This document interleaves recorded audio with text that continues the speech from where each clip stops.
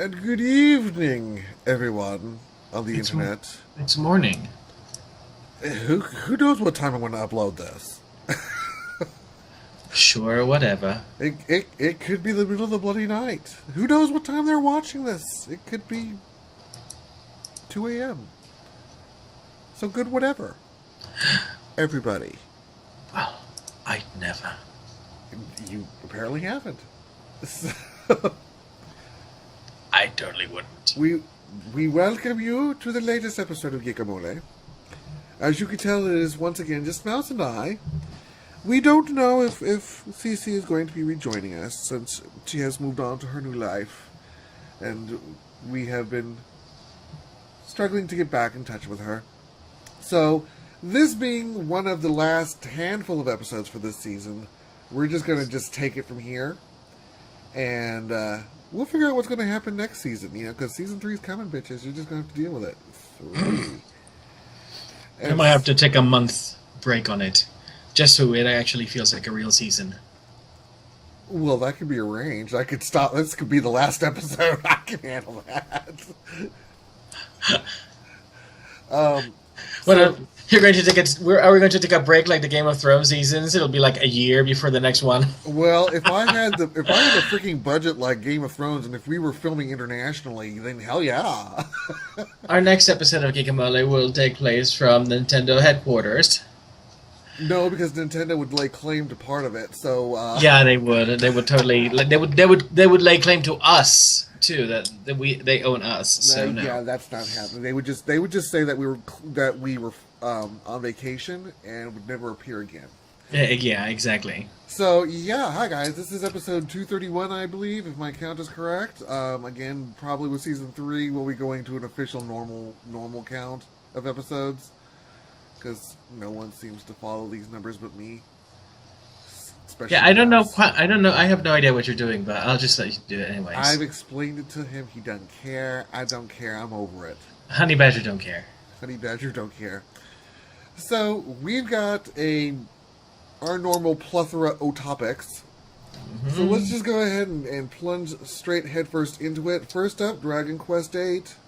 So, yeah, if you have an Android device, like I do, and you also have Amazon apps, like almost everybody on Earth should by this point, you can go and buy the Dragon Quest VIII, Journey of the Cursed Kings, for your Android download for free forever. Otherwise known as Acquire. Yes, you may acquire it. The Google Play Store still has the game on sale at $19.99, as so does the iTunes App Store. So right now, for the first time ever, we get a really cool exclusive for the Android that's actually good, and the game plays very well. I downloaded it and played it on my little thing via Amazon. Via Amazon. So I heavily recommend that you get it. Alright, next up, this is a two-parter. We're mixing and matching a little bit this week because topics. Yeah. Ghostbusters. We mentioned that there was a Ghostbusters game that was coming out, it was sort of in conjunction, but totally unrelated to the reboot. But developer Fireforge Games apparently filed Chapter 7 bankruptcy just 3 days after this game was released. Prior to the closing, the company had been involved in at least 2 major lawsuits. They are now liquidating their assets in an effort to pay back some of the $12 million of debt they've incurred, most of which is actually to the Chinese distributor of League of Legends. Ooh.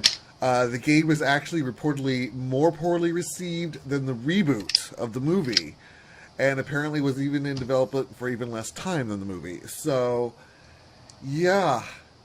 And speaking of said movie... So, THR is reporting that the $300 million needed to get the Ghostbusters reboot to break even seems like it's out of reach. We're looking at a $7 million loss. Sony has, of course, disputed the extent of the projected loss, considering that, Sony has been a huge spin master throughout this entire thing. Now, I saw the movie, and I honestly can't fault the movie for this. Like I said, it wasn't it wasn't great, it wasn't bad, it was okay. But I lay the blame exclusively on the issue of really poor marketing for this movie. So apparently the abysmal trailers that we got, no, that the movie launched with, did have a very, very noticeable dent on the movie-going public, as well as the whole misogyny controversy that Sony in part did stir up and used as a publicity stunt might have also caused some negative backlash. Some fans felt like they were being manipulated by Sony in this instance, and there are some reasons as to why they could feel that way. So unfortunately, it looks like the sequel might be shelved if indeed this $70 million loss does not somehow manage to go into an uptick and the movie breaks even or even makes a profit. Personally, I would have liked to see a sequel in the hopes that Sony would let its artistic staff breathe. But however, that seems unlikely. And considering things, maybe it shouldn't happen. I mean, all of us who loved the original Ghostbusters movie sort of wish that the sequel hadn't happened, Ghostbusters 2 hadn't happened. So maybe Ghostbusters should be a one-time, or every now and again food, if you know what I mean. It's a sometimes food, like a sometimes food. I mean, I feel that maybe the franchise is better to have maybe a movie every decade or so, or and then just focus on TV shows, because TV shows can deliver episodic content better than trying to pack everything into a movie. That's just a suggestion, but who knows? Who knows? But sequel less likely. Alas. All right, next up, Pokemon Uranium. All right, so Nintendo. This topic should be, what will Nintendo shut down next? Because and I'm going to be honest, no one should be effing shocked at this at all. Yeah. So Nintendo, as you know, Nintendo has been on a crusade of shutting things down lately. There was a Metroid 2 fan-made remake, and that was gone. And a couple of days ago, someone put up an archive of all of the Nintendo Power magazines that had ever been published, which is no longer being published since, how long, Drew? I don't remember. I know that it was just recently taken down. Yeah, so that is gone too. So now we have another great target for Nintendo's lawyers, Pokemon Uranium, which is a game that was created by I think it was 2 fans using RPG Maker XP, and this basically took 9 years, and so far the reviews are pretty damn cool. I have not played it yet. I did download it, however, because the moment I saw the news, I went, oh, Nintendo's gonna take this bitch down. So I went and I got it and I downloaded it and I have it stored away in all of my cloud files and in all of my little clouds. That thing is not going away. Even if Nintendo takes it down, I'll still be able to play it. So screw you, Nintendo. So screw you, Nintendo. You guys go and play this, because this game apparently has all of the features that Nintendo and a lot of Japanese companies do this very, very unusual thing. Even the RPG Maker people do this. They will introduce a feature that's really cool in the game, and people will love it, or a piece of software, and then it'll be gone in the next update, in the next iteration of the software, and so on and so forth. So you never actually get one that has all of the great features together. There's always, oh, this one has a really cool feature, and this sucks. Oh, they fixed it. So this sucks again. It's like they never can get anything together. Well, these guys basically have done it all together. They've put all of the cool features that pass the past duration of the games, and they've also added a huge amount of customization. So go ahead, take a look at it, download it, save it. Don't let it go. Keep it safe. Keep it secret, because Nintendo will come after it. And don't try and stream it or put it up on YouTube, because Nintendo... Don't put it on. All right. So next up, No Man's Sky. I know Mouse has been hiding from it. Okay, here's the thing. I was so interested in this game. I really was. It looked like what Starbound could be if Starbound were a 3D game, but from what I have heard, I have become incredibly disappointed. Well, don't go too deep into it, because I know, and Drew is the one who's going to ladle the disappointment on, okay, and you'll see why. So console players got a head start with No Man's Sky, and they whet the appetite of PC players with a never-ending barrage of Let's Plays and streams. Unfortunately, when it hit PC on Friday, there were some obstacles, which has unfortunately become the norm of late for cross-console ports. Fortunately, a lot of the graphical issues have been resolved within the community and some rapidly deployed patches. However, while the game remains quite popular on the various streaming services, it is not meeting with the critical acclaim in some corners. Thank God for Jim Sterling. He is one of those. The universe of the game, while certainly vast and amazing, doesn't exactly provide one with a stimulating variety of options for gameplay. In fact, despite all the variety of the overall gameplay remains rather monotonous. You go to a planet, you collect the resources, you try to survive the sentinels that buzz around you for no obvious reason other than to seemingly annoy you, and they are freaking everywhere. Then you get back to your ship, fly to the starbase, sell, rinse, repeat. In the midst of all this, your constant money grab, you might upgrade your ship, you might explore some ruins, you might learn the Viking word for Viking, or you have no idea of all the streams I've watched. Everyone was learning the Viking word for Viking or the Gek word for Gek. Who cares? Or you might follow the nascent storyline to its conclusion, but really, for a game that promises such scope, it delivers very little life. That's incredibly sad. And here's a sad thing: Starbound, with its little 2D graphics, pixel art, I feel delivers a better experience. It's a bit more scattershot experience, but overall, it's not just dominating. as large. It's just as large. It's just as large. But they did make sure to have at least a more alive universe in that, there's not only animals, but you have NPCs who give you quests, who can be part of your starship crew. You can have a starship crew and your starship can grow. And if you want to, you can forego the entire quest and build an insane underwater crystal palace like I did. I totally did. I have a little castle underwater. He lives in a snow globe under the sea. Yes, I live in a snow globe under the sea. I just feel that Starbound did it better, which is it's kind of sad. Starbound was also in development for how long? 3-4 years. But there was no mystery with them. I mean, they started off with one corner. They took the feedback from the community and they improved it all the way up to Reese 1.1, 1.0.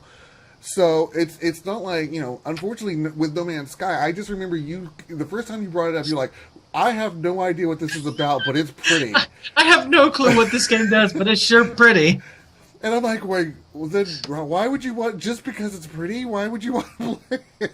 Well, no, it was because it was pretty, but they were also talking about exploring basically they used a lot of similar language as the Starbound devs did when they were pitching the game. However, the Starbound devs did not keep anything hidden. You could see everything that was going to be updated, everything that we're working on. You could see the monsters, you could see the NPCs weekly on their forums. No Man's Sky was basically like the filming of the first Star Wars movie. We basically thought, well, this is going to be Blue Harvest, and we got something else entirely. It's just not. It's just a very, very sad case of not keeping the public informed as to what the hell this is going to be. And then, even afterwards, the language is still very vague, especially with the things that they're trying to fix. And it doesn't help that the PC version is broken as hell, enough to make Arkham Knight look stable. Well, and I have an additional critique that at the risk of bleeding into my next topic, which is actually a topic away from this. A lot looking at Jim's critique, Jim Sterling's critique was very similar to this, and there were people who even took his site down because they disagreed with his critique of this game. And one of the arguments back to him was, well, I mean, there were only 8 or 16 developers on this game, and I'm like, wait a minute. Looking at, I'm going to be talking about a game in a minute that has one developer. Dust Elysian, Elysian Tale had one developer. And that was remarkable. Had a story, was completely playable from the beginning. I don't buy that. Well, it only had 8 to 6. If I had 8 or 16 developers behind me, do you realize what crap I'd be producing? Yeah. There would be slavery moments going on in here. Back to work. It's bad enough with a show, but Oh, shush. all right. So let's just get on to Torment here. Speaking ironic, there's a segue. So there's a segue. So Torment has been delayed to early 2017 to those of us who have been yearning and burning for its release. However, I am not pessimistic about this Kickstarter at all. Actually, outside of one game, all of the Kickstarter picks I have made have been winners so far, so yay. Maybe I should do a tutorial on how to pick games that don't suck. So you proposed before. Or companies that don't deliver. But yes, so we do have some good news for our people who are not part of the PC Master Race. I'm kidding. Console owners now will be able to play this, what promises to be a good game, Torment, Ties of Numenaria. It's going to be coming to PS4 and Xbox One alongside PC. And that's a good news for them. I love how you keep adding an extra syllable on there. It's Numenera. Numenera? Oh, whatever. In my mind, it will always be Numenaria. I know, but I'm like, why does he keep adding an extra syllable? And also, this will not just be a digital release. Torment, Tides of Numenera. Thank you. We'll have a physical retail release on all platforms, which means we'll probably get to see 1 or 2 boxes at the Walmart PC section, because that's what most physical PC sections are nowadays. Even in GameStop. There's Target. There's GameStop. There. Oh yeah, Target and GameStop. Have you seen the PC version of those stores? It's like dwindled Yeah. because everybody buys their games on Steam. So they're like, oh, how quaint, a physical version. I believe they called this a DVD. Yes, thank you. So that's the news on that front. All right, and now back to where I was talking about. So as I said, anytime anyone wants to use the retort that a game was made by 8 or 16 people or whatever, and that's the reason it lacks quality or features, I want to point them at the beautiful things that are spawning out of the mind of single developers such as Dust and Elysian Tale, or something I stumbled upon while preparing for today's show, Lost Soul Aside. This game so far is visually stunning. With similar gameplay to Ninja Gaiden, with all the visual mastery of Final Fantasy. There's a 5-minute trailer gameplay video available, and I absolutely encourage everyone to go watch it after the show, after this. But it is, I mean, I'm just showing a little screen cap here. The dude in the background, by the way, is your protagonist. This dude in the front is actually a boss. But, I mean, look at that. I mean, the graphics. Gah! Mouse can't see it, but... Yeah, it's like, you're gushing over the graphics. Like, oh my god, if you could see this is the most amazing thing in the world. I'm like, yeah, fuck you. I'm sorry, I can only display one thing to you at a time. Deal with it.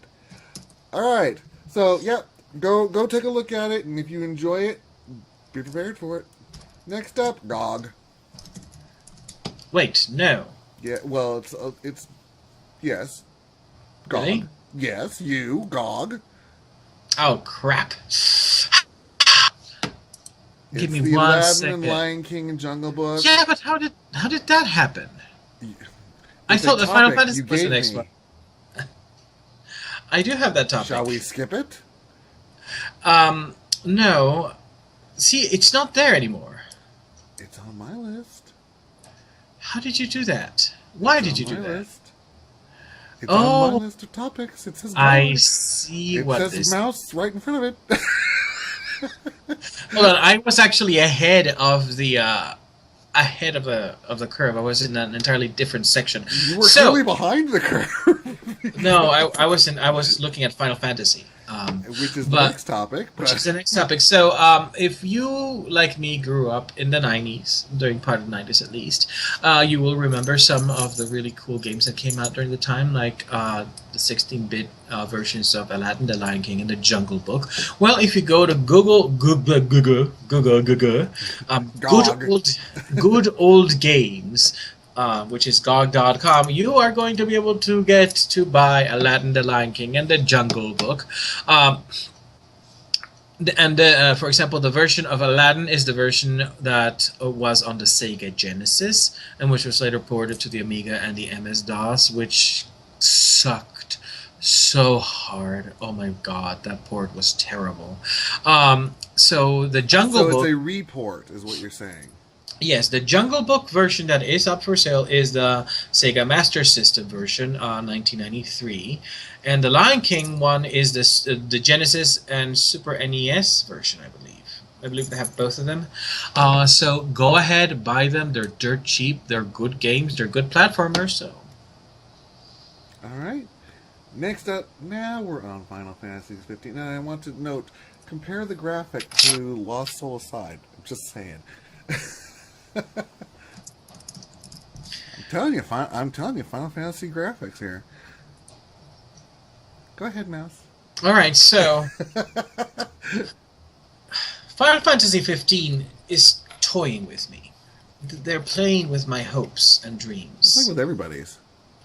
Because it sort of looks like it's going to be cool. It sort of looks like it's going to be good. And then we get news like these. We have heard that there are going to be at least 6 DLC packs planned for Final Fantasy 15. You can get the $25 digital pass, which will give you access to these DLC packs. DLC 1, Booster Pack. DLC 2, Episode Gladio. DLC 3, Holiday Pack. When will that possibly be out, I wonder? DLC 4, Episode Ignis. DLC 5, Episode Prompto. DLC 6, Expansion Pack. These are all working titles, by the way.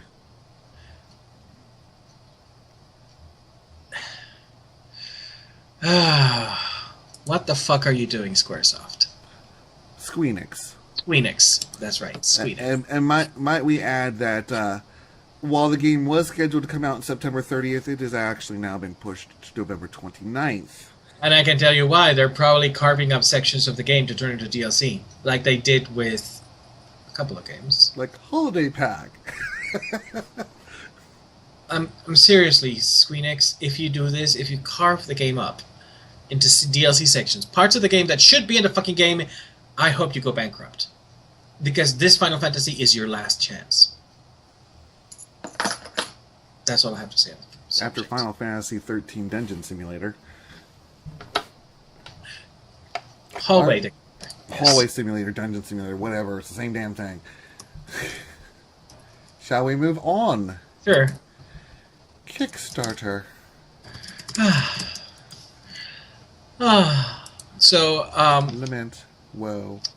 Well, a friend of mine, Serena Nelson, who works for the Clickist.com, which covers exclusively crowdfunding games, sort of did a retrospective on how adventure games fared on Kickstarter. There are success stories and there are failures. For example, you had Jane Jensen. She was one of the Sierra Masters who came back the Sierra Renaissance and Kickstarter. She opened, what was the name of the studio? Pinkerton Road Studios, to make games, and one of the games was Mobius, which was not a bad game, but which received many mixed reviews because, to be frank, the 3D models were god awful. This is one of those games that should not have been a 3D affair unless they had the budget for it. And another, of course, fiasco was the Leisure Suit Larry Reloaded forum, a game. Unfortunately, it sort of felt like they took advantage of Al Lowe in this one. The developer was an absolute nutbag. I can't tell stories of what he did, mostly because he was a total douchebag to Serena and other people. But then you have the creators of Monkey Island, the Manic Mansion, coming back to create Thimbleweed Park, and that seems to be going well. But you also have and Abduction, of course, is also a very anticipated title. Abduction being a sort of recreation of the Spirit of Mist, hopefully without, some of the issues that Mist had. Unfortunately, there's issues dealing with Space Venture, which is the recreation of the Space Quest series by the two guys from Andromeda, and they seem to be stuck in vaporware. There's also some doubt being cast on the Hero U game, although we have had more updates from Hero U than we've had for Space Quest. So unfortunately, it sort of looks like a lot of the adventure games that did well on Kickstarter, especially from the older generation of developers, doesn't seem to quite perform as well. And I wonder sometimes if it's due to these developers having gotten accustomed to having, say, an oversight from another, a branch of the company, in this case Sierra or LucasArts. But you also had some other issues, such as the infamous Quests the people who made the Sierra Quest for Glory tribute game, dark humor game, Quest for Infamy, and the Order of the Thorn. They are closing down after finishing the next two games because they are just not selling as much, and it seems that certain types of adventure games, specifically the Sierra style adventure game, is more of a niche market than the LucasArts style adventure game, and so it's more of an acquired taste, whereas the LucasArts games became the more mainstream format for adventure games in the 90s and onwards. So there's that to consider as well. But those aren't the only notable issues, and those certainly aren't the only the only contributing factors to some of these Kickstarter downfalls. I mean, there was for example, Exanima with Sui Generis. Right. That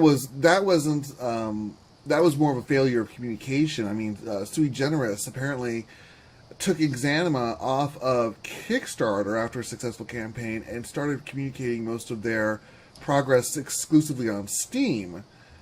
And so while they were talking, a lot of the people that had supported them were being alienated because they weren't on Steam. They were over on Kickstarter waiting for information to come out. Then we have, tales like Beast's Fury. Mm-hmm. Beast Fury... Beast Fury has to do most with the fact that the person behind them was a fucking nutbag. Well, that's what I'm saying. There are a lot more factors in the background behind a lot of these failures. I mean, Star Citizen, for example, recently Star Citizen recently had... Every time you mention that name, Voldemort makes a new Horcrux. Well, apparently, I guess one of the backers who didn't want to disclose his last name, I guess he just goes by Arthur, because he's received apparently threats as a result of this action, but he actually threatened the creators of Star Citizen with basically a lawsuit, and got an investigator involved to get his money back, because since the moment he invested in the project, it has changed significantly.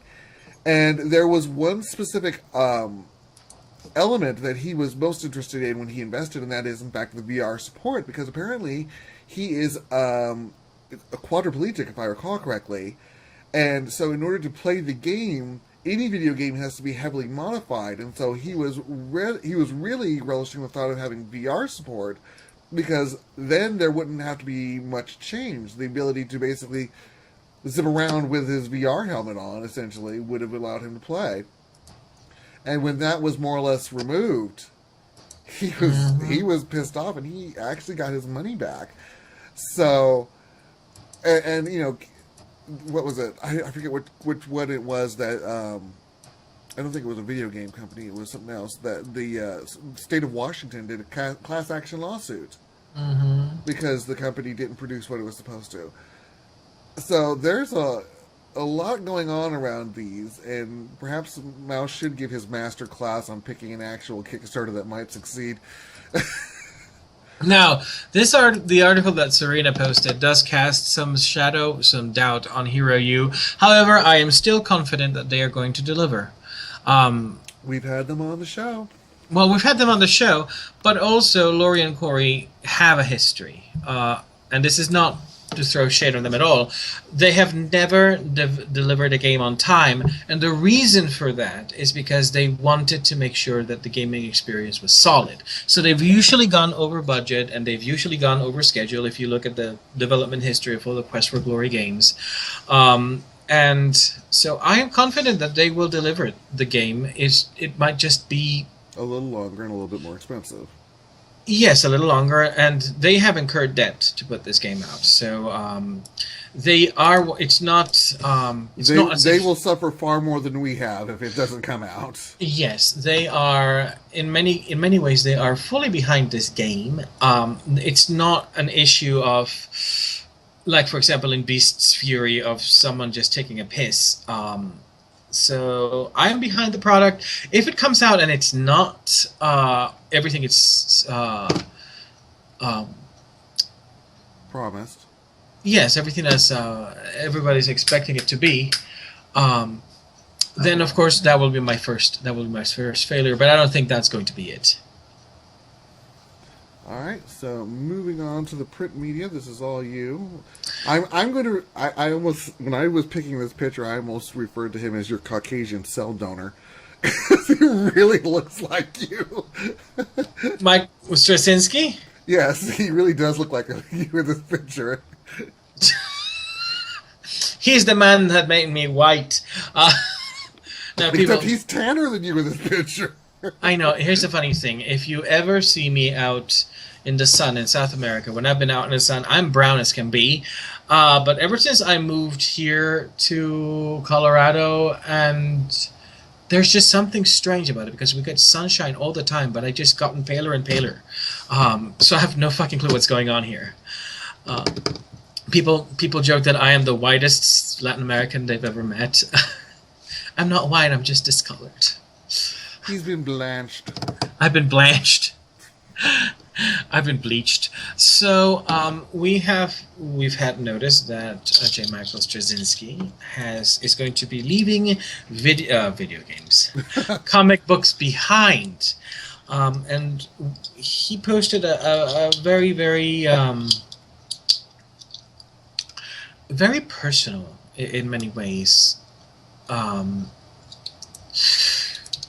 Sort of confessional in Newsarama as to why he was missing so many deadlines, why he was behind on so many things. It was because it turned out that he was suffering from Fuchs' corneal dystrophy, which is a genetic disorder in which the cells that wick away moisture in the outer rim of the cornea start dying prematurely, and so the surface of the eye turns into like this milky pool.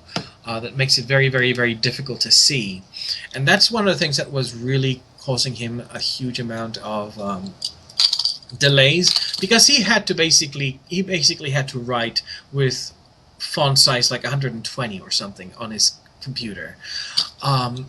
And then after he had the recovery procedures and he took some time off to recover, he started hearing what he calls the voice, and I don't mean the Guardian from Ultima 7 in this.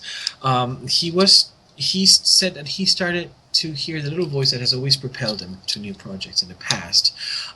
He sort of has this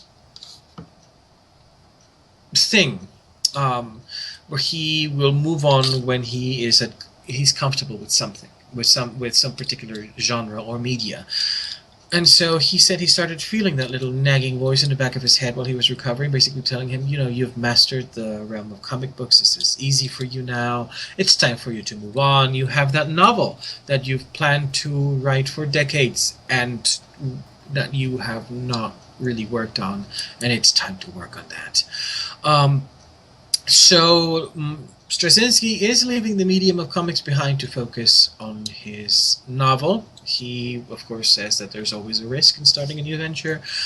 Could be bad, it could be good, but he will just not feel himself if he doesn't try. So I hope I can find that little voice and it helps me to focus once in a while. I know. I've tried shaming you into it, but it doesn't work. Yeah, because shaming doesn't work on me. Because you have no shame. I have no shame.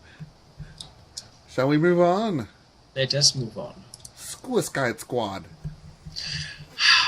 So, actually, the Specific to the comics. yeah, the DC's post-rebirth incarnation of the Suicide Squad. Actually, the comic is getting good reviews, which we'll see is at least a good change. In this particular comic, we get a throwback to Amanda Waller and the formation of the Suicide Squad under a president that is, of course, back in 1987 was not named as, but clearly looks like Reagan. And there were, of course, jokes about him being an actor. So, it was Reagan. It was fucking Reagan. It was Reagan. In this issue, though, however, President Obama finds out about Amanda Waller and the Suicide Squad, and he is not happy about it at all. He tells her, "You've managed to keep a lid on things by sheer force of will and bloody-mindedness. But can you imagine what would happen if the world discovered your team's actions were covert missions from the United States?" God, it's so hard not to make a political commentary on that. Let's not and move on. But let's not. We have made enough political commentaries. However, I have to say that the art in the issue is pretty damn good. The writing is pretty solid. So I'm glad to see one part of the Suicide Squad being good. I cannot make any comments because that's your topic coming up in movies. Well, it's mostly yours, but next. Next! The Good Place. Oh, yes. So, Mike Shore has sort of gained fame over the years. He's made very, very famous sitcoms, Brooklyn Nine-Nine and Parks and Recreation, the thing where a certain little person started. Anyways, he is ready to move on. He doesn't want to do any more Buddies in the Office comedies. He's actually going to take a new challenge. And this is a very interesting concept. The Good Place. That is his new project. And it's this sort of abstract comedy about religion, ethics, and morality. And the show is going to include Kristen Bell, which I like, and Ted Danson, of all people. And judging by Ted Danson's picture, it's going to include velour. Of course, Ted Danson and velour. I'm sold, baby. So the premise is that these people live in this utopian suburbia called the Good Place, and the town is full of, well-intentioned people with good hearts who are constantly in fear that they would end up in the bad place out of doing the wrong thing. So this is a very interesting topic, since a lot of people who know me know that ethics is one of my favorite topics to read about and to discuss. So I want to see where Shore takes this place. It's the humor is a little bit different. They've sort of held back a lot. He says he doesn't want to make it. So, for example, he said in the pilot they wrote 10,000 jokes that appear in the video that they show off, and they wrote so many of them, and he wished that all of them could be on screen, but he can't put all of them in there because otherwise it'd be an overload, and he doesn't run out of things for the rest of the season. Well, yeah, and he doesn't want to take away from the focus of the episode itself, which is, of course, the concept of ethics and morality and stuff like that, within the context of a comedy, which could be funny. And could be pretty good. Molière wrote Tartuffe, which is basically a comedy about ethics and morality and people who pretend to be ethics, which nowadays would be called virtue signaling, I guess. And you had George Bernard Shaw wrote Mrs. Warren's Profession as well, which was a criticism on Victorian morals. And this has been your literature lesson of the day. Thank you. And this is your literature lesson of the day. So I mean, it is actually. Not a very common tradition, but it's a very steady tradition. Heck, you could even argue that Into the Woods is a comedy about ethics and moral, a dark comedy about ethics and morality, because a lot of the characters in Into the Wood kind of meet their end related to the moral or ethical transgressions they made. So, I'm interested in seeing how this goes. All right, moving on. There were a lot of Star Wars things that came up. Let's begin. Let me begin by saying that poor Kenny Baker, the actor behind and inside of R2-D2, has passed away at the age of 81 after battling a long-term illness. So he will be missed. Aside from that, there is a new Rogue One trailer that is available. I encourage you to go look at it, enjoy it. It is glorious. It is making me much more excited for the movie. And now for the reason I decided to make this topic. Apparently, ABC, who is currently in talks with Lucasfilm about the possibility of a live-action Star Wars series for television. Now, clearly, with Cartoon Network, we've had, Rebels and Clone Wars and all that stuff, and it's all been fun and games, but that's animation. This would be the first live-action series. And with ABC and Lucasfilms now both being owned by the great conglomerate of Disney, if wait is all God, it is, while it has not been cemented, it is much more likely. So who knows?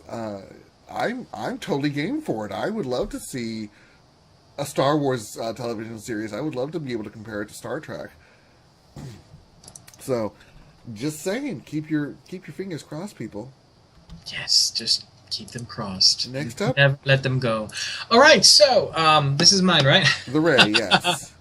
So we have the announcement of that the Ray is going to be starring in the new animated series Freedom Fighters for CW Seed, which just sounds terrible. Now this Ray, there have been several iterations of the character. He's a DC Comics character. This one is going to be based on the Grant Morrison and Jim Lee version on the on Multiversity Masterman #1. The big news, of course, is that this will actually be the first animated series to star a character a character lead who is gay. He's actually one of my favorite characters too. Really? I always loved the Ray. Well, there you go. The Freedom Fighters The Ray will be the second show on CW Seed after Vixen launches. And Vixen is looking so fucking cool. Oh, is it a continuation of the original one? Uh-huh.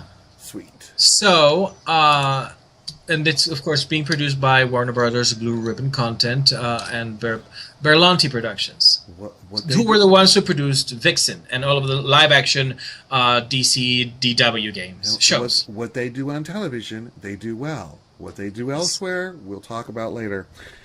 Oje Wegenwald. Next up, Wonder Woman. Wonder Woman! Yes, so we have...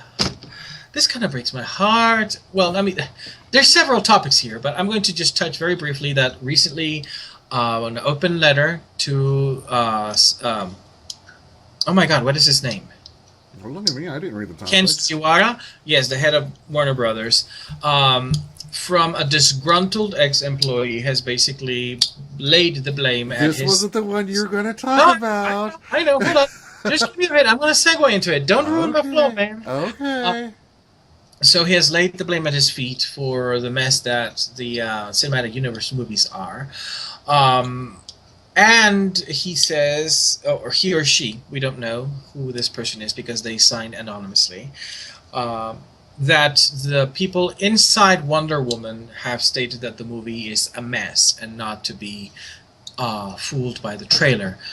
I personally hope it isn't so, because if Wonder Woman is also a mess, that's going to sink the cinematic universe. And we have heard so many good things about the movie from Patty Jenkins, from the people in it. And here's another extra cool tidbit.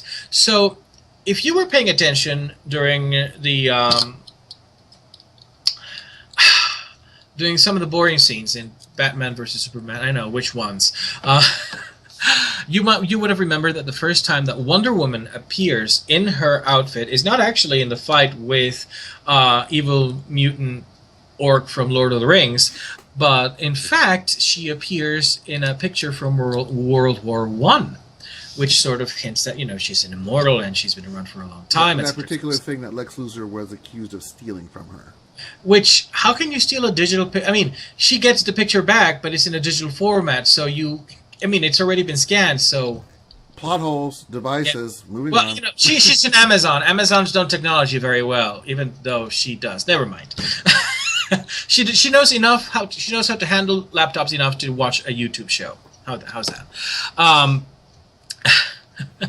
She hacked Batman's technology, so let's move on.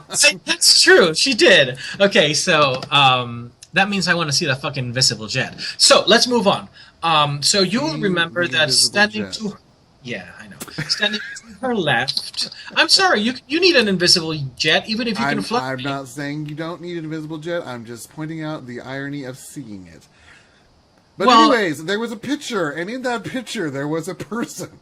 In that picture, standing to Wonder Woman's left was a person, a man who looked that he had Native American descent, and that is indeed stuntman turned actor Eugene Brave Rock. And that is no mere set dressing, so to speak. He was not merely set dressing. There is confirmation that he has, in fact, a very big role in the Wonder Woman movie. We don't have a named character yet. We have heard very little about it. Everything is being kept tightly under wraps. We do know, though, that Eugene Brave Rock praised Patty Jenkins for not dictating not dictating his culture to him. And by that I mean that he was allowed to decide how to braid, knowing what the character background is, which we don't know. He does, because I'm hoping it's Apache Chief. Hold on. He was allowed to decide how to braid his hair, which pieces of costuming would be appropriate to him, and he praised Jenkins as treating him in a way that most Hollywood studios don't. So that's a good thing. And as to who the character might be, Apache Chief is Apache Chief, who was in the Super Friends season 2 back in the 70s or early 80s. Back when diversification was a thing. Right, when you had Black Vulcan and the tsunami, typhoon guy and whatever. I never remembered his name. Ironically, I can't remember it either. Was it called Samurai? But he magically turned into a tornado for some reason. God, it was a trippy day back then. Anyways, it could be Apache Chief, but it could also be the animated, the DC animated version of Apache Chief, who was Long Shadow, and who had a huge crush on Wonder Woman. So for as long as he lived. For as long as he tragically lived, because he didn't live more than a couple of months. Spoilers. For those of you who have not watched the animated series. The animated series, but it's too late. If that could be it too, they could bring that into the character as well, which would be pretty tragic. But yeah, so that's cool. Now I've got to know the name of the samurai. Super Friends Samurai. What the hell was his name? There he is. What was his called? name was Samurai. Oh gosh! And apparently there was Apache Chief, Black Vulcan, and El Dorado.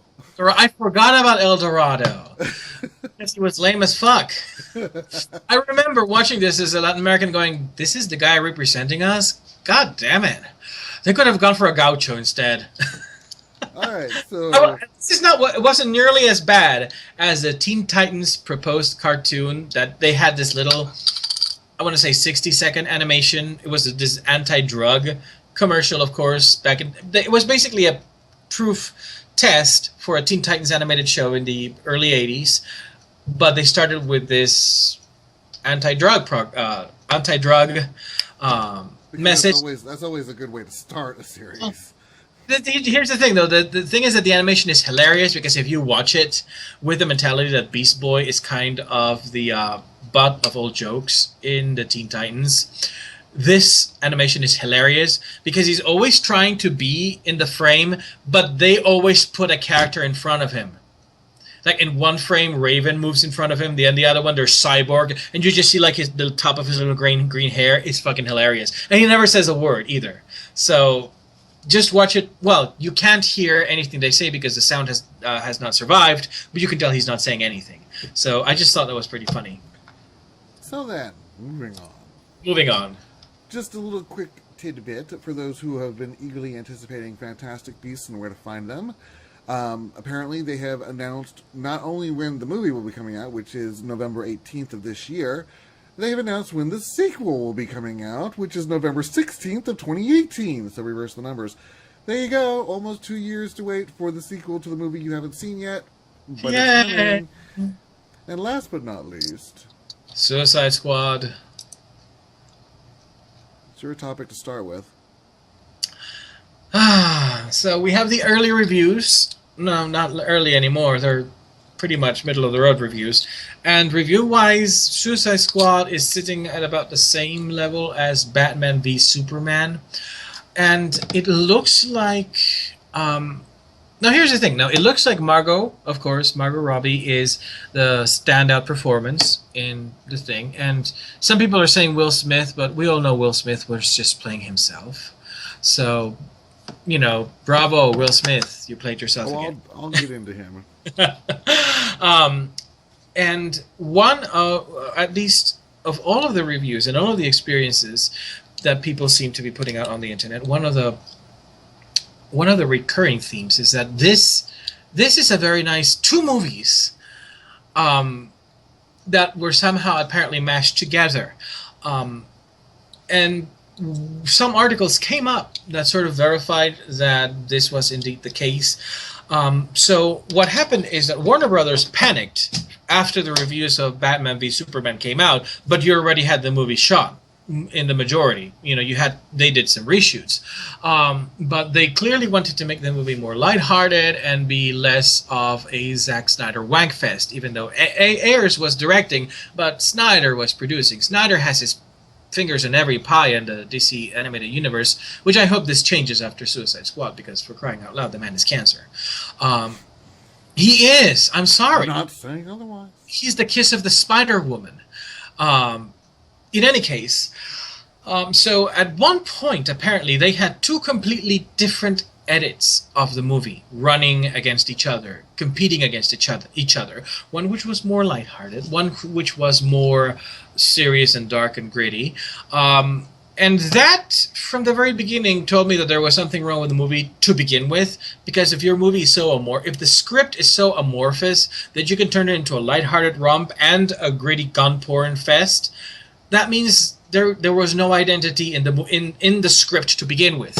And this does seem to be confirmed by the fact that the screenplay was written in only 6 weeks by Ayers, because Warner Brothers kept going, well, we have to get this started, we need to do this, we need to do the shooting, whatever, etc. So the movie was rushed. There was no real definite core to the movie. They had too many characters, they didn't know what to do with them. Katana was completely wasted in that movie. And so I have no idea what they were thinking, how they thought this could be a hit with so many things that they just couldn't commit to. Would you like to ask me questions now? Yes. Since I saw it. So the critique that this seems to be like two different movies meshed together with two different tones competing against each other. Would you say that's an accurate assessment from what you saw in theaters? I didn't get that feel myself. I mean, when I watched it, literally the first thing that came to my mind was this is clearly and obviously gun porn. For gun porn, it wasn't that bad. If you just want a mindless shoot 'em up, okay, I'll give it the points for that. but there are glaring and obvious holes in this. I mean, how do you know which character is going to die first? Well, clearly because he doesn't get an introduction sequence. So when he shows up, you're like, he's a dead man. And sure enough, he was. I won't tell you who, but you'll know. I could have easily cut out at least 3 characters from this movie and saved some screen time, and that would be pretty much the dead man, one of the people standing next to him, and Katana. And those who see it will know another one of those characters is not a good guy and is in fact the antagonist. That becomes revealed very quickly in the movie. So that would have left you with a core team of functionally 5, which would have been much easier to handle as a movie. Then You would have been given... Now, Jared Leto fucking wasted on this goddamn movie. He did not need to appear. There was no point in his existence in this movie. So how is the Joker? Dumb. I mean, okay. Spoilers, I'm going to have to... the way to talk about him is only, unfortunately, behind spoiler screen here. So, spoilers. Bring up the creepy spoiler doll. She's behind me on the floor, so I can't really... She's in her space. I'm going to let her sit down. But I'll try and limit the spoilers. However, when you are accustomed to a certain way of the Joker acting, you've seen him in the comics, you've seen him in the animated series, and you've seen him pretty much everywhere else. He pretends to love Harley. Yep. But he doesn't. He only cares about himself. And the only time he does something for Harley is if he himself feels that he has been inconvenienced or insulted by whatever's happening to her. So the thought that he would break into any place or do anything to actively save her that is an inconvenience to him, it is completely out of it just seems out of place. Because it humanizes the Joker, and that is the one person you don't want humanized. The Joker is not... It basically makes him less nutsy cuckoo and goes, oh, he has a sweet spot for her, which makes him feel redeemable. But we know, no matter what version of the Joker you're talking about, because there are 3, he is not. He is irredeemable at his core. There's 3. Cesar Romero, my relative. Yes, your relative. Then you have Mark Hamill. If you would, no. We're not talking. There's 3, according to the comic continuity. Now there are 3. Oh yes, that's right. The Rebirth. Yes. I've forgotten about that. I haven't been following the Batman comics. But actually, if you go watch a film theorist, Matt Pat did a very. He's done a 2-parter. I haven't seen the second part yet. I think it's coming out this weekend. But he started off with a question of whether or not Jared Leto is a continuation of one of the 3 previous film Batmans, including your ancestor, or your uncle, or I believe it was your uncle. My ancestor. Your uncle. So he actually qualified Cesar Romero, Jack Nicholson, and Heath Ledger? Yes. He qualified which of those 3. He basically took the golden era Batman Joker, the silver era, and the bronze era, and said basically one is the murderer, one is the prankster, and one is the psychopath, and that's how he qualified them. And he basically said the Romero version is the prankster.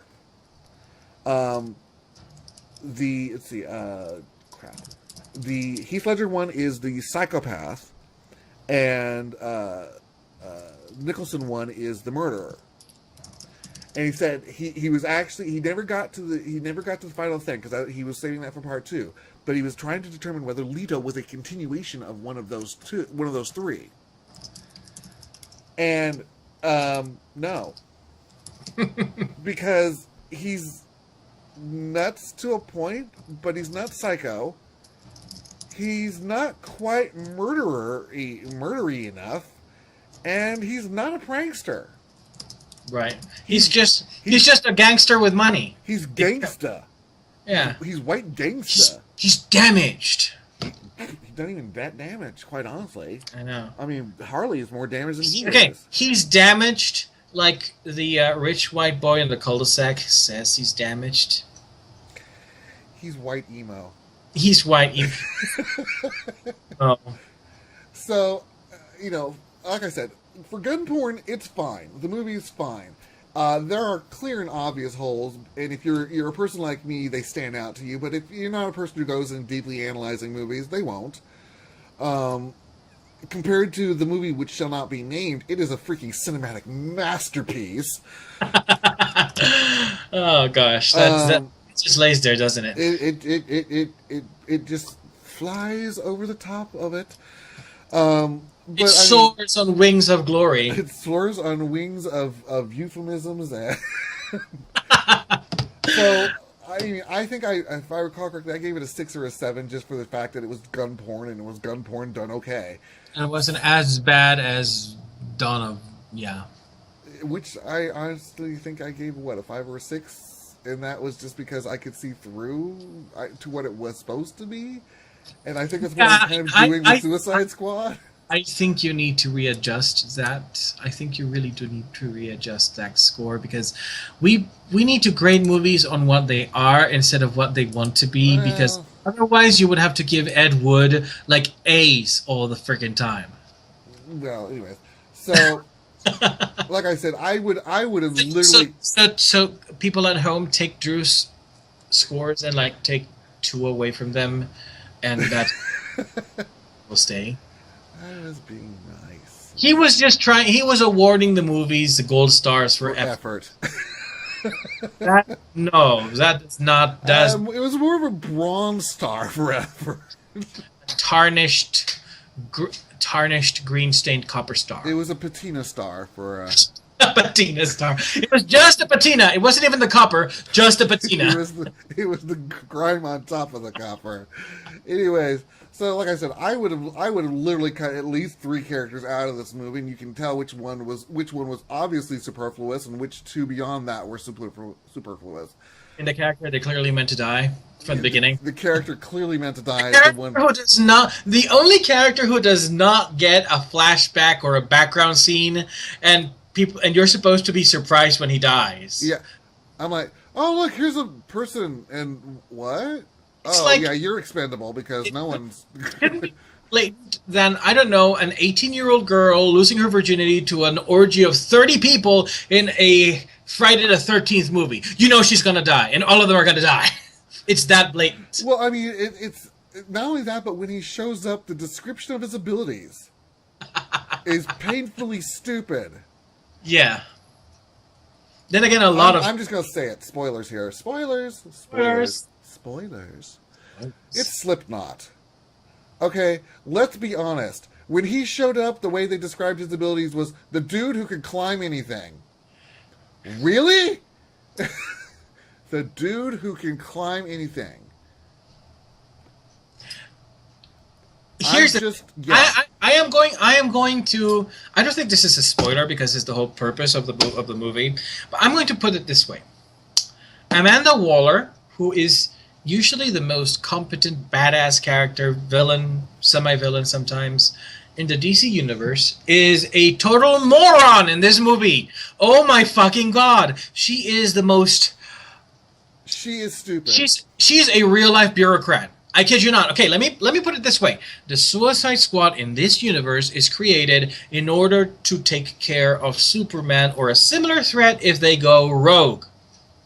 So, the bureaucrat Amanda Waller looks at Harley Quinn with her little booty shorts and her croquet mallet and goes, "Yeah, this shit can take down Superman." Oh no! Let's just drop the spoiler board here. Spoiler boards all over. Yeah. Amanda Waller is stupid because she forms the current Suicide Squad to fix her fuck up. Which is, I'm just going to say it. Okay, when I said that there are 3 people who you can cut out of this film, Slipknot, Captain Boomerang, and Katana, and the bitch that's sitting above Katana, there's the fuck up. Yeah. Let's take an ancient deity with unknown qualities and powers and say, we're gonna stab her Who can heart. survive? Yeah, who can survive without her heart? Yeah, we're gonna put her on a leash and make her do things, and then we're gonna get weaker people. And then wait, no. Also, this stupid woman kept a satanically possessed idol in her closet. Who does that? You know, because of reasons. Because of reasons. I mean, if the whole concept of Suicide Squad is that they could take care of meta, like, huge Superman level threats, and you have Harley Quinn, the only person with powers there is El Diablo, and he wouldn't be able to touch Superman because Superman goes to the fucking sun. Although El Diablo was pretty much badass against the, you know. Well, yeah, but that was long that time was coming, and you know, arguably Katana, only because her sword is magical and it absorbs souls, but you'd still have to be able to get close to Superman enough to stab him. The only one in this little picture here who would have been a threat to Superman is Sorceress, and you can't keep her on a leash. Yeah. Her leash is her quote-unquote humanity, which would be, you know, thanks to Rick Flag and boinking her. I'm not shitting you. It's the power of love. It's the power of boink. Because I'm your lady, and you are my one night stand. We just spoiled the fuck out of this movie, so now you don't even need to see it. Well, hold on one second. I want to point out that on top of all of that level of stupid that Amanda Waller has in this movie, she also somehow managed to get left behind in a citywide evacuation. The entire city got evacuated, but she didn't. And they have to rescue her for that. How incompetent do you have to be? This is allegedly the woman who kept the existence of the Suicide Squad hidden from precedents, from Congress. She is supposedly smart enough that she knows who Bruce Wayne is. Let me allegedly. As long as we're in the land of spoilers. Because once I start, I can't. It's like diarrhea of the mouth. It just flows. You can't. You once you break the seal. That's literally is once I break the seal. It has to come out. Harley Quinn, batshit crazy. We know this. They deactivate the bomb in her skull. Because that's she a good proves idea. it. Joker gets shot out of the sky. She manages to survive said fall. And then goes, guess what, guys? I'm back. No, Harley Quinn would have disappeared off into the whatever fucks. And looked for her. And looked for her Mr. J. She wouldn't have been just sitting there on a car going, hey guys, I'm back. Yeah. If anything, if they if they wanted to go for that whole angle, at least they could have kept or could have shot some more scenes of Jared Leto being a total fucking asshole to Harley Quinn like the Joker is in the goddamn series. And, give her a reason to go, you know what, maybe I could be somewhere else better. But by then you'd probably need a Poison Ivy to snap her out of that. Poison Ivy would have been a good replacement for the Sorceress. Yeah, I know. Or the Enchantress, whatever the fuck her name was. The Sorceress, the Enchantress, the Wizard. The Sorceress is Final Fantasy VIII. The Wizard has shot the food. The Wizard has shot the... There are so many people that you could have replaced other people with, and I mean, Will Smith's character, you knew he was going to be noble. You knew it from the beginning. There was no dicking around with it. You never thought he was going to be an ass. You never thought he was going to do this or that, or that he was ever going to listen to anything Waller told him to do. Killer Croc spoke like 3 words. I mean, El Diablo was on his... but El Diablo was clearly on his internal peace kick after, his reasons. Which is why he had to... Katana, they give no real explanation as to why she spoke Japanese in perpetuity, except for like 2 lines that were English. But I'm like, really? We could have just whitewashed that one away because... Yeah, I would like to see a movie directed by Affleck of Batman and the Outsiders and have Katana in there to actually have a purpose. Because Katana deserves better after being written by Nocenti for a year. But unfortunately, that would mean we would get the Looker. Oh, that shit would be beautiful. Would we get the vampire version of her? Is the question. No. I want to see the original version of the Looker with the horrible fashion sense. And Halo, don't forget Halo. I love Halo. She's Katana's little puppy. But no. Looker is such a hilarious disaster as a character. She has the stupidest way of flying. Looker is one letter away from what she really was. Looker flies with her hand perfectly upright, with her hands on her hips and her legs apart, and she just floats. I want to see that in a movie, for fuck's sake. That would. Everybody's doing the poses. She's like, oops, hold on 1 second. Well, everybody's doing the poses. She's just like, shh. I want to see the most idiotic way of flying ever. It's uterus power. It keeps her afloat. I want to see Batman and the Outsiders. With her eyes glowing brightly as she goes. And the blue mascara and the hoop. And I have a friend who wants to write a book called "Only Hookers Wear Blue Eyeshadow." So every time I hear the name of that book, I just think of Looker, because she had the blue eyeshadow. This was just not blue eyeshadow. This was the 80s. She made it into Thundercats level of blue eyeshadow. She had these triangular things. She was drag queen all the way up. So, in some alternate universe, Warner Brothers made a Batman and the Outsiders movie instead of Suicide Squad, and it was both hilarious and a hit. Actually, you know what? I think if they do make a movie, they should make Looker an actual drag queen. I would pay hard money to watch that movie. Okay.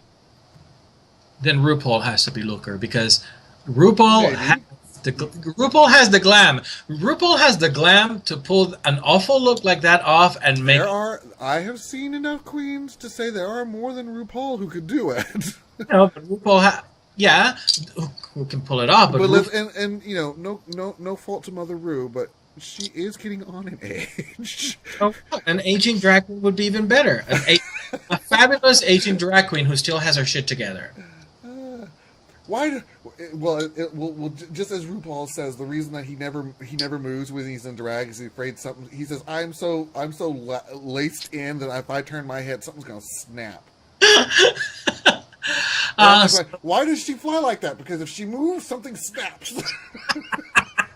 There you go. It works perfectly in character. All right, so we have gone well past our hour time limit. Yeah. So, final verdict on Suicide Squad. It was a mess. It could have been better if it's gun porn and you don't analyze, it's perfectly fine. Yeah. However, unfortunately, this is yet another movie that Warner Brothers either rushed or tried to cram too much into it. Will the trend continue with Wonder Woman? God, I hope not, because if it does and Wonder Woman tanks as well, this ship is sinking. Suicide Squad. This is the second weekend out now, and it has dropped 76% at the box office, which is usually what follows a bad movie through word of mouth. So we'll see what happens. I hope Wonder Woman is good, because she deserves a good movie. It's been 75 fucking years since she's only had one TV show. So God, Warner Brothers, just stop fucking up. Voices, and I'm trying to figure out what it is, and I realize it's the laptop in the other room. Okay, so is Cortana talking to you? That would require me having Windows 10, which I don't have. Ooh, come play with me forever. Nope, that would be Twitch on my laptop, because I was watching it before I was working on this. So anyways, guys, thanks so much for coming out and tolerating my spoiler-heavy review. We knew it was going to come. I tried. I at least warned you. Put it in the description of the YouTube video that there's spoilers for Suicide Squad starting at the time. No, I'll say that there's spoilers in there, but they can watch the show. When you see Suicide Squad up, imagine there's spoilers being discussed. So, yeah, we will be back next week for... Let's just go ahead and say next week is our last episode for the season. Mm-hmm. I know that Crash and I will be at PAX. It's now called PAX West, not PAX Prime anymore. So we'll be at PAX West over Labor Day weekend. He and I will attempt to do a very brief episode of Geekamole while we're there, which will probably get uploaded when I get back home, probably on Sunday. So Mouse, you're off the hook for that weekend. Yay! And then we will figure out what we're doing with our third co-host slot, our second co-host slot, our middle slot. We'll figure that out. And then we'll be back for season 3 after, yeah. So, bye guys. Bye!